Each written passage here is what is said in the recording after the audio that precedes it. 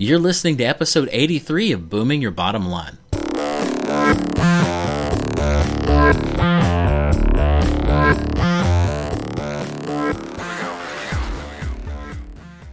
We've had some amazing podcasts and owners chats in the last few months, and one of them that really stood out for me was our time with Karen Sands. Something she said really hit home with me, and here's that part of our conversation. She said, the small businesses that make aging in place or growing older in general successful have so little to do with changing bedpans and the big picture.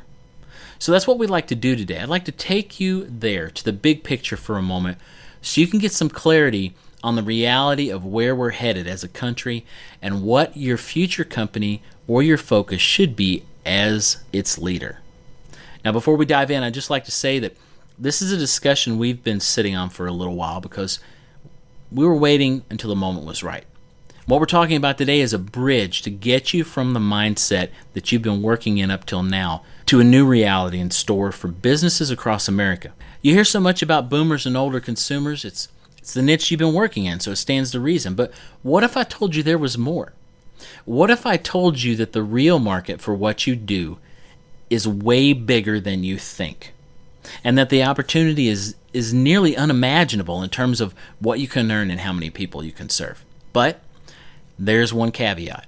In order to achieve the success, there are certain things that you must do. Rules you have to follow if you're going to win big instead of just surviving or hoping you survive. In today's episode, you're going to see the big picture and learn at a high level some of the things that you should focus on so you can leverage this opportunity. And what we're talking about today is the longevity economy. You've probably heard that term mentioned here on the podcast, online, and in the news, and you may have just thought it was a buzzword.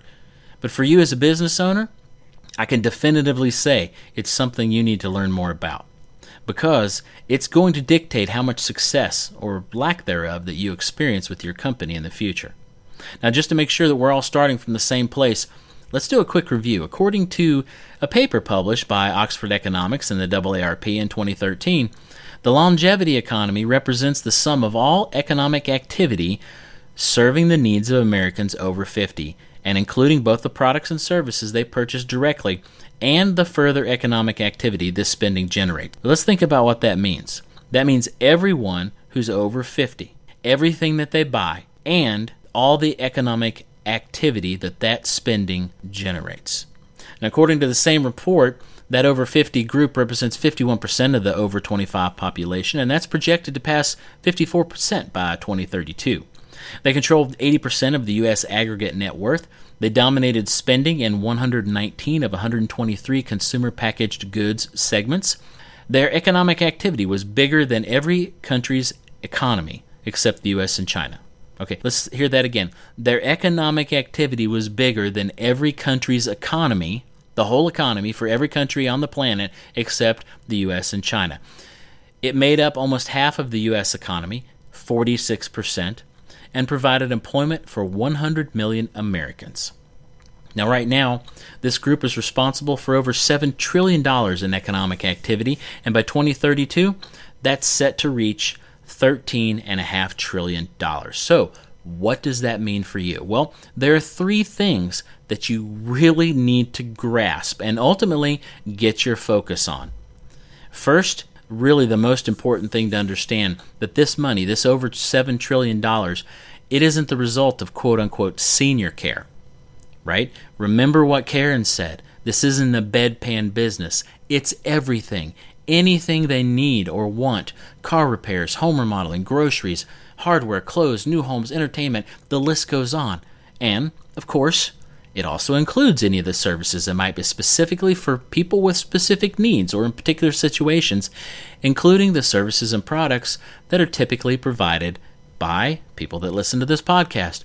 All of those purchases and the ripples that it makes through our economy. Second, you have to be reaching those specific customers. Sure, you may be able to serve any customer who has a need you can meet and who can pay you, and you should. But when it comes to creating offers, sales, service, marketing, outreach, media, you need to get really specific about these 50-plus customers.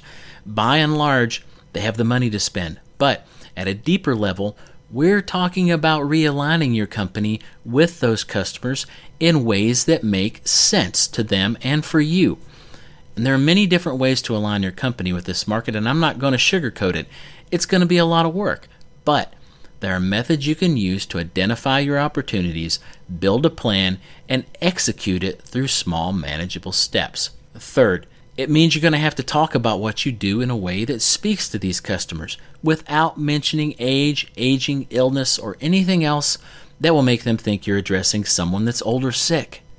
Now, I know it sounds counterintuitive, right? But we've talked about this a lot on the podcast and in our training, talking about what you do in a way that aligns with your target customers, that speaks to them directly, their wants, needs, fears, and desires, right? This is about your marketing, yes, but it's also about your sales conversations and your language in everything that you do every day. Now, these are big shifts, and I can tell you, it's unfortunate that most of the people listening to this today are probably not going to make these shifts for themselves, at least not proactively. But here's what you're going to witness at a local level in the coming months and years in regards to businesses getting immersed in the longevity economy. You're going to see the companies that get it. You'll witness the rise of those certain owners in your community that are going to hear about this, they're going to understand it or learn about it, what it really means, how they can leverage it, and then they're going to do it in a big way. These companies are going to be the ultra-successful businesses that all the other business owners wish they had, because these ultra-successful companies are going to be raking in the money, and they're going to own the majority of the local market. Next, you're going to have the business owners who don't do the work and get on this train. But for some reason, maybe sheer luck or by making a few good decisions or even certain local market forces, they're going to be dragged along and realize some level of success. Of course, they'll be feeding their families and doing okay, but they'll always be looking over their shoulders. They're going to be afraid of who may be coming up behind them to take the market share that they have. Then, and this will be the saddest state for some business owners listening today, you're going to have the companies that don't make it.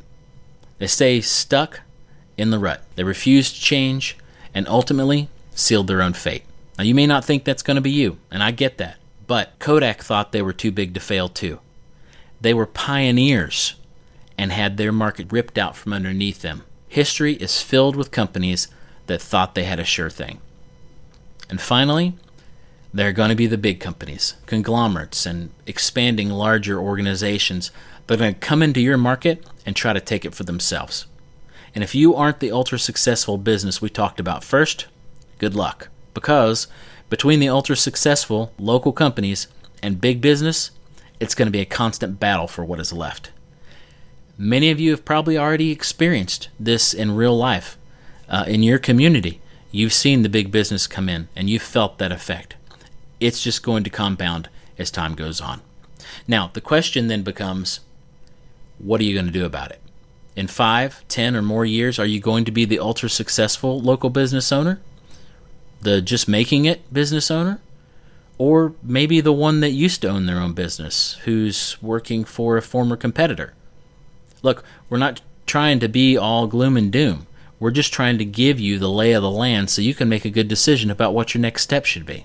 If you want to be one of the ones that survive, and yes, even thrives, you're going to have to start making different choices than you've made up to date. We'd love to help guide you through those. And if you'd like someone to do that with you, then go to bybblive.com/start. Fill out that form and we'll set up a call to tell you about how we can help make that happen. Now, just to be clear, we're going to give you 30 to 60 minutes of time with us to talk about your business and your future.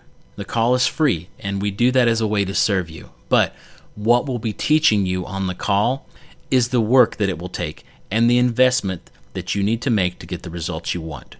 We're happy to talk with any business owner, but the real value is going to be for the person that's willing to invest in their own future, people of action.